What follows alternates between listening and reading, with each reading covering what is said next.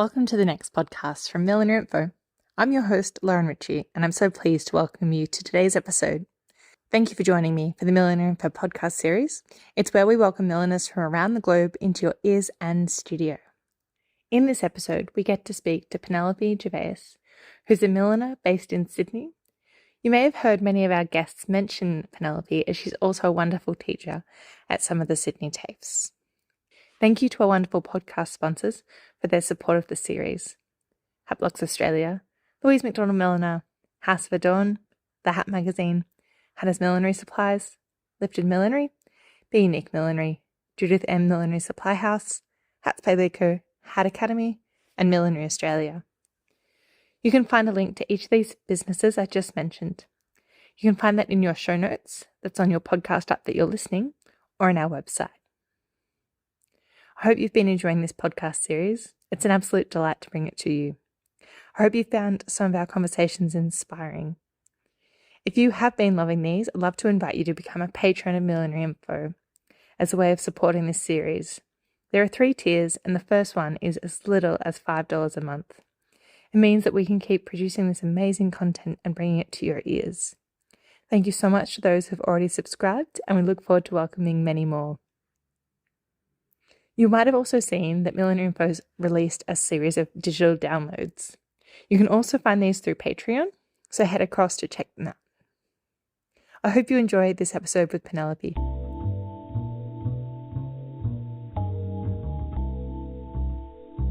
Thank you so much, Penelope, for joining me today on this podcast. It's fantastic to have you as part of the series. We've heard your name mentioned by some fantastic milliners already on the series, and I thought it is long overdue to have the woman on herself. So thank you so much. Oh, thank you, Lauren. I'm actually overwhelmed to be here and being interviewed. I listen to most of them. I've got not much spare time to watch things, but I listen to them all the time. So it's lovely to be here. Thank you. And so the question we always start with, and no different here, is how did you first become involved in millinery? Well, I first became involved in millinery. It's sort of a way back, really. I started in my family business, and we've always been in manufacturing and designing. So we had our own children's wear label and made school uniforms for Australia-wide and designed them as well. But when I had my 5th child and I went on maternity leave, it was a little bit hard to still be involved. I wanted to do something that was creative and designing. So I started making millinery just at home, and it was always for family and friends, for weddings and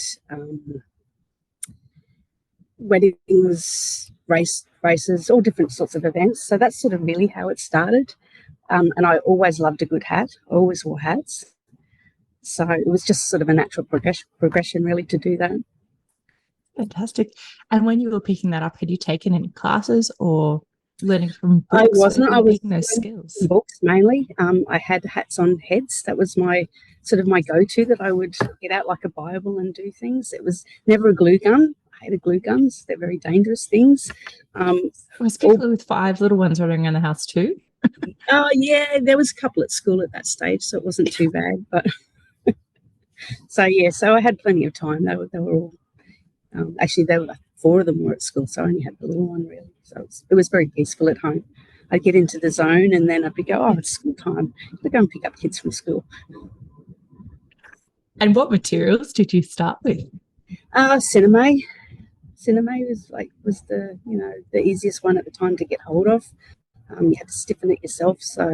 And feathers. I love feathers even back then. And you mentioned the cinema. And that material's changed and progressed since you started using that. About what time would you first been introduced to the material? Oh, it would have been around the year 2000, so not that long ago in the scheme of things. But you would still get some that you had to stiffen it yourself, which everyone knows is not the most easiest thing. It can be a bit challenging sometimes to get it to work right. And with having no one there to tell me, it was a little bit difficult, but I would always work my way through and problem solve.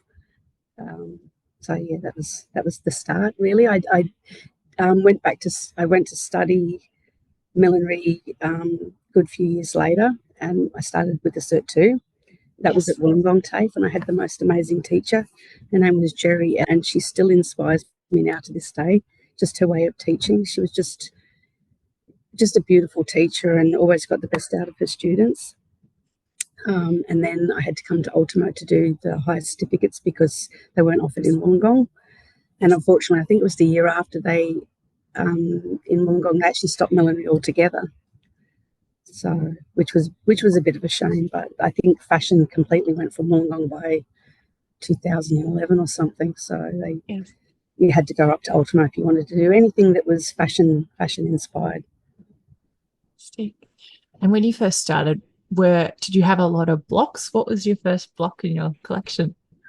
Yeah, we had, I think they were called S.A. Brown back then, that had us taken over, and they came down and got a hotel, set a hotel room up in Wollongong, and we all got to go there. So I think I bought one of their blocks, was my very first block. And then we had a wood turner guy in Wollongong who would make like interconnecting blocks, which was really good. He changed tips out and different things. And so that was my first block, first blocks.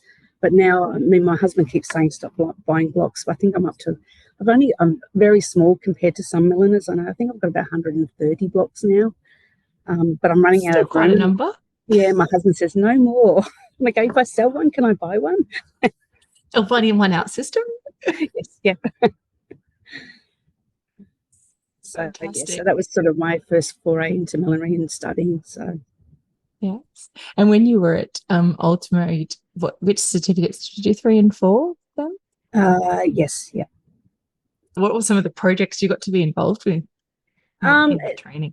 In the training, yeah, we did a fair bit of training, but it was always because it wasn't so much focusing on design, which I think they've tried to change a lot now. It was more about the making and the process of making, which we all need. We all need fundamentals. Yes. And then it's sort of the design came afterwards, but I would love to make, so where we only had to make one of a certain type of headpiece, I would try and make 3 or 4. So and same with when I did Cert 2. I think that first year when I did Cert 2, I think just for class, I think I made like 40 hats or something. I just kept making and making, and everyone was going, are we supposed to be doing this? I'm going, no, this is just what I enjoy. This is what I do. So just loved it so much. But I always still say, like, you learn, someone teaches you something or shows you something. Unless you do it twice, it doesn't actually sink in anyway. You've got to do it more than once. Well, I do anyway. Have to do it more than once to actually to stay in my memory. So yes. Oh, well, and the skills that you build over 2 hats versus doing something a 3rd or a 4th time can completely change your approach to it, and by then you've figuring out the tricks. Yeah, you've mastered it by then. Yeah. Oh, that's fantastic. And from there, were you making hats for clients, or when did you launch your business? Clients. I had a client base that I would, and still do. I make for those because I don't really have a great deal of time to do that anymore. Although where I live in Newtown, it was a old shop, a corner shop, a terrace, and it's been passed again now to be a shop again. And hopefully next year I'm going to open a bit of a millinery gallery in there, and not just have my headpieces, but other milliners as well, just so and students and ex-students. So they've got a bit of a, somewhere that they can sell from if they would like to. Oh, how exciting. Yes, it is quite exciting. So have you had a shop front before? No, I have never had a shop front before. So this will be interesting. And being as it's in my own building, like the rent's not going to be a killer to keep it going. So it should be good. It's a great spot. It's not on the main street in Newtown. But you can see it from the main street. So it's not too far away, and we've got the most amazing cafe across the road that got a write up in the Sydney Morning Herald, and it's the busiest corner you can ever. It's just ridiculous. You can't even get near the street. You've got to go onto the road of a weekend. It's just Oh my it's gosh. hopefully a really good spot for it. Yeah. Oh, amazing. So in terms of your making before, have you had a studio space I've got my at own home or studio space. outside? Yeah. I have because within that terrace, it used to be a two-story terrace, and we've turned it into 3 stories. So I've got a full attic space now, and it's a beautiful light-filled room where I have all my materials and my blocks and all my equipment up there. So there's no door because it just goes straight downstairs, but I can just walk down and walk away from the mess and not have to worry about it. So where before, like when you were in the kitchen or do it like a room and that was your room, you'd always have to tidy before you put everything back together again before you could go down and cook dinner or whatever you were doing. So it's great to have that workspace. Fantastic. And how long have you had that, I say, separate workspace for that's changed the way you work? Probably about 4 years now, not overly long, but long enough that I'm running out of space already. She's ready to expand before. I'm ready to expand. Just need some kids to leave home. You can slowly just take over bedrooms throughout the house. Yeah, definitely. And when you're making, what style of hats? How would you describe your aesthetic of what you make? Well, that's a hard question, actually. They're all varied, really. I just love design process, no matter what it is, really, because when my 9th child went to school, I decided that I wanted to go and study. So I went back to the Design Centre Enmore where I teach, and I did 3 years of interior design, where they focus on design, like more than what millinery did. So I got the grounding because design principles are the same no matter what you put it to, whether it's fashion, interiors, graphics, or making hats. It's the same principle. So it sort of helped me have a very varied style. I wouldn't say I have any particular style. I just normally people will bring me the dress that they're wearing, and I would make whatever I felt that suited that dress the best, and the person, looking at the person that was going to wear it. So yeah, I don't really have an aesthetic. I don't think. No, I know this isn't a hat related question, but you just mentioned 9 little humans in your life. Just for those listening along, how many kids are there? I stopped at 9. There's stopped no at more 9. than Okay. 9. I stopped at 9, but only three are at home now. So I'm not an empty nester yet, but soon. My youngest is 16, so maybe a few more years. So I'll have an extra bedroom, another bedroom. Another bedroom. Well, that's incredible to hear. Well, first off, 9 is quite an amazing family, but to hear that the training you've managed to fit in for yourself and to be able to make the space for yourself to be able to create is a sensational achievement. I think probably having that many children helps you be organised. So you sort of you make a lot of time because you just, and I like to keep busy as well. Absolutely.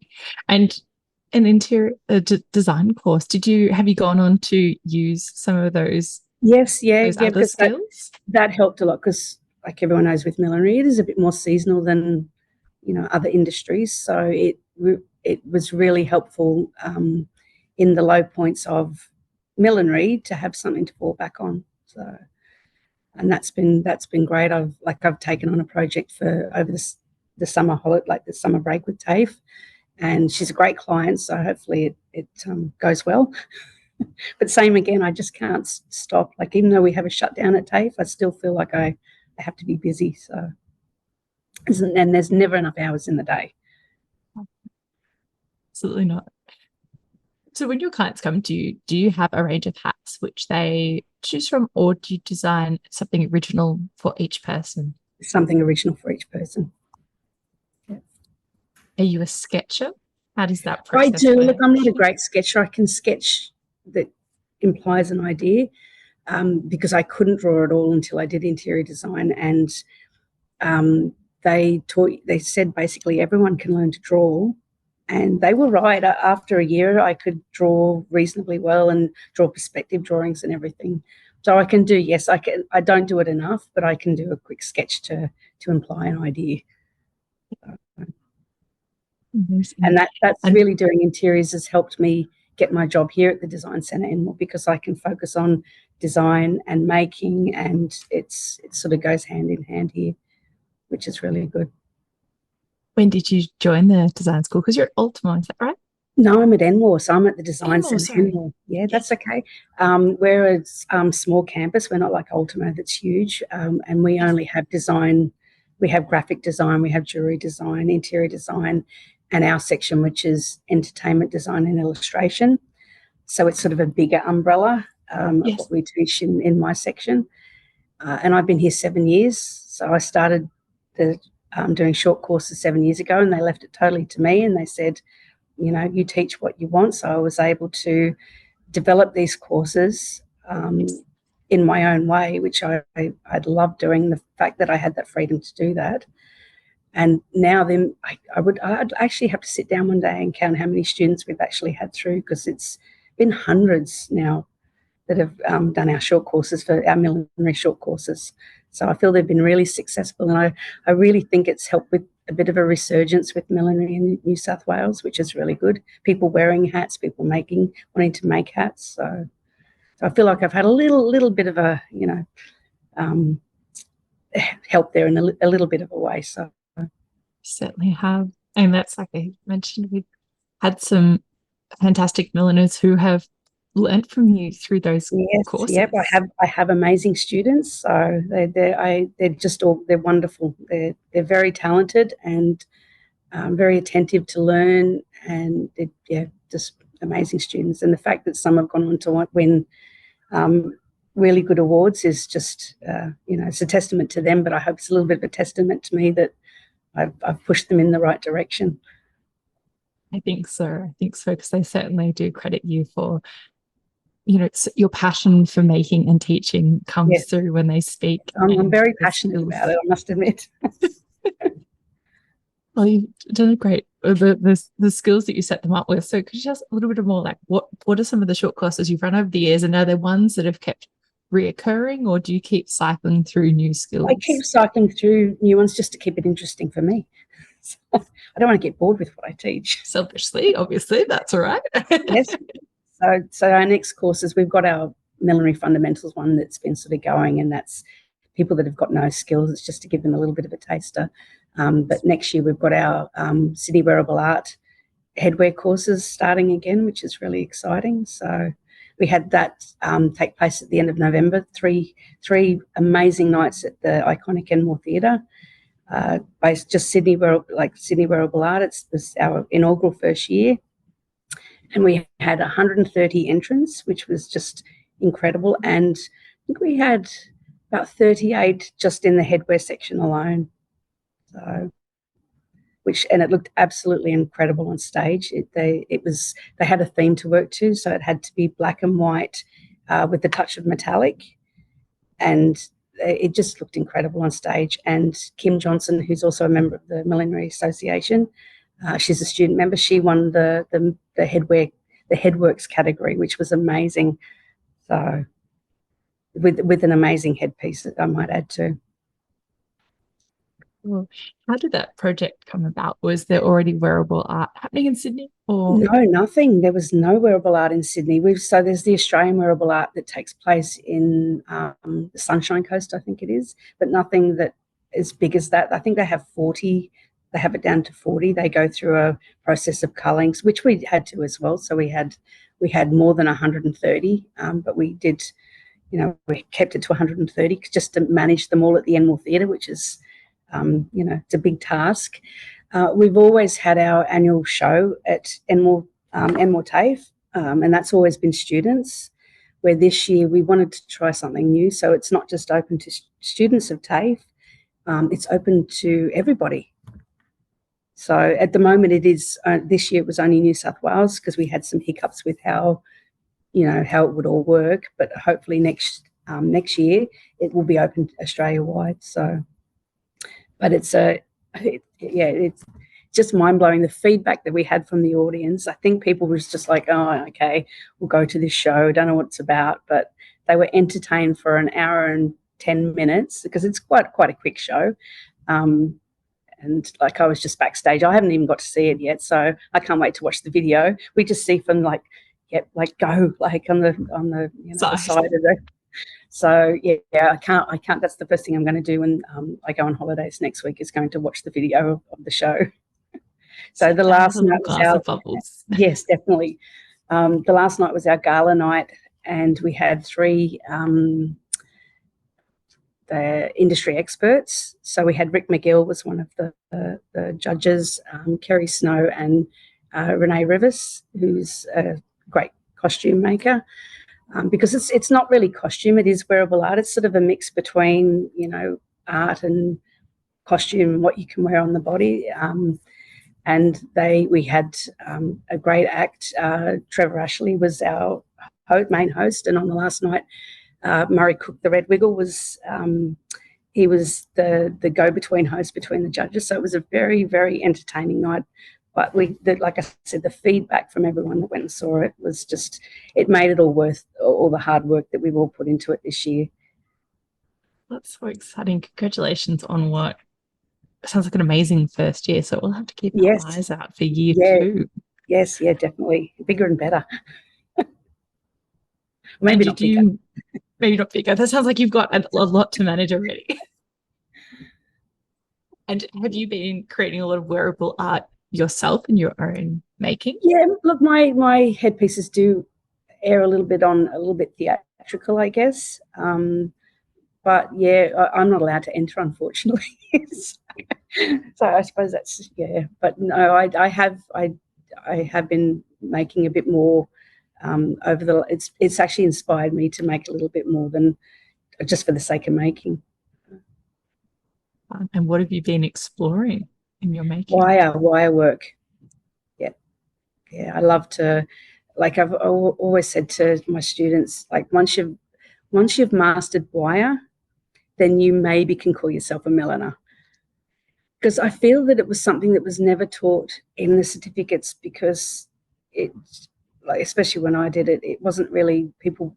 It was, the wire around the brim, and that was about it, really. There was no one doing anything really big with wire. And now there's so many techniques and things with millinery wire that you can do, and all the different gauges that you can or double up your wire and that sort of stuff. So yeah, I myself have been experimenting more with wire.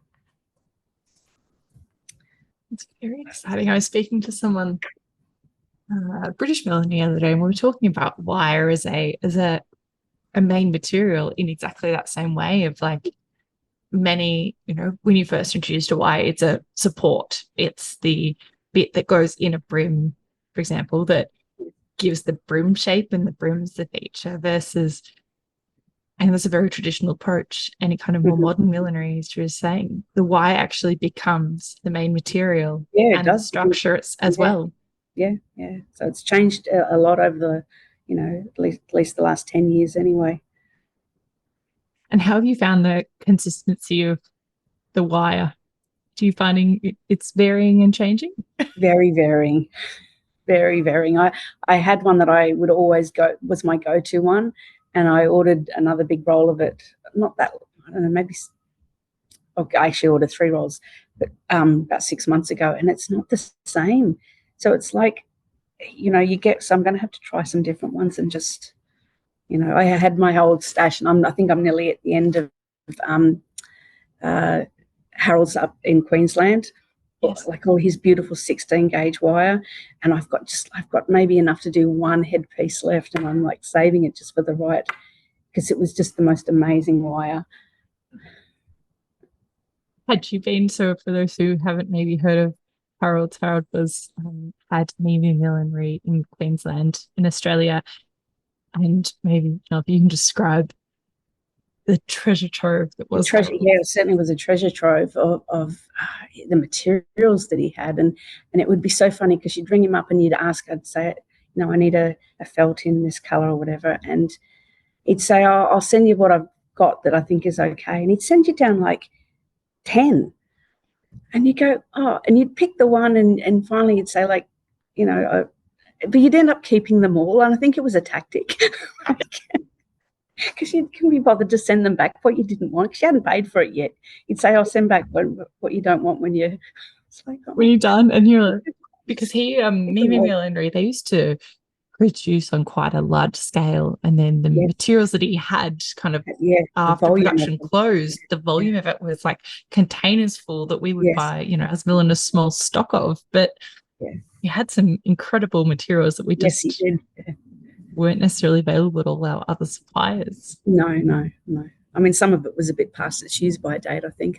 Some of it probably wasn't stored the best, but yeah, amazing treasure trove of materials. And what other materials have you been exploring? What are your go-tos? I mean, I love working with leather, and I don't, like I said, I really don't have a go-to. I just love to experiment with everything. So the only thing that really I'll make them when I have to. It's hard to find a good parasisal straw. In my opinion, like if you can get an old one and then reuse it is better, because I feel the quality over the last few years has not been as good as, or not as consistently as good as what it had been. But yeah, that's one thing. I don't avoid it, but it's not my, like felt. I love to block felts. It is my favourite thing to do. I love when it's starting to get, although it's not really ever quite cold when you start doing your winter range, but it's, I just love a day of just blocking felts. A lot of muscle involved in that as well. There is. All the stretching and pulling. And so do you put together a collection each season? I haven't for the last 3 years. So it's just, I make for just making, but so there's a fair bit of stock that I can even, once the shop gets open, I can actually just put in just because they're there just sitting and looking at me. But yeah, I haven't for about 3 years now. So with your millinery teaching, what are some of the skills or the tips that you think are important for the students to take away? To be a problem solver. I feel that you need to be in any form of design. You need to know how to solve a problem, because we'll all come to a point where and especially like with the wearable art pieces, they're so different and varied in the designs, and they'll design something from a sketch and it's like, okay, how are we going to do this? So there's a lot of toing and froing, and how is this going to work? So yeah, you can give as much encouragement and share your knowledge and skills, but ultimately it's about sitting with the student and problem solving how to go about the best way for the best result. So that's what I think a good teacher should always drill into their students. You've got to be a problem solver, because if you can't be a designer if you're not a problem solver. Such words of wisdom. What have been some career highlights in your millinery or otherwise careers? Because you're quite a skilled lady. Yes, yeah. Look, because we had 5 children's wear shops, our own brand, and that was through the 90s and early 2000s. That was a career highlight, having the shops. My millinery highlight, I would have to say, is winning the Patrons Pick Award in 2020 for the cocktail. Like, to have that voted by Stephen Jones was just, I suppose, my main millinery highlight. But ultimately my highlight is actually seeing my students do so well. That's why I do this. I just love to see them do well. So that would be my main highlight. Oh, I don't know that there's anything else more I can ask based on that. That was just, I want to come join you in a millinery class now. I wish you would. Honestly. Okay, well, next time I'm going to come up and join you, and I've got to do a little Sydney tour, I think. I'd like to say I've been so lucky, but I mean, I hope it's something that I've done. I have had the most amazing students throughout my 7 years here. It blows my mind how amazing they all are. And I put up, because we've got a little Facebook page that we all put on things. But Yeah. I feel like all these people have had a connection now that they, these are lifelong connection they've made with people that they wouldn't have met otherwise. And it just blows my mind that we all, some of them managed to come and have lunch on Sunday. And it was just wonderful to see them all together. So fantastic. Well, we'll all have to keep an eye out for next year's Wearable Art and send a piece, work on something fabulous to send to Sydney. But it's been so lovely to chat hats with you, Penny, and thank you so much for joining me. Thank you so much for having me.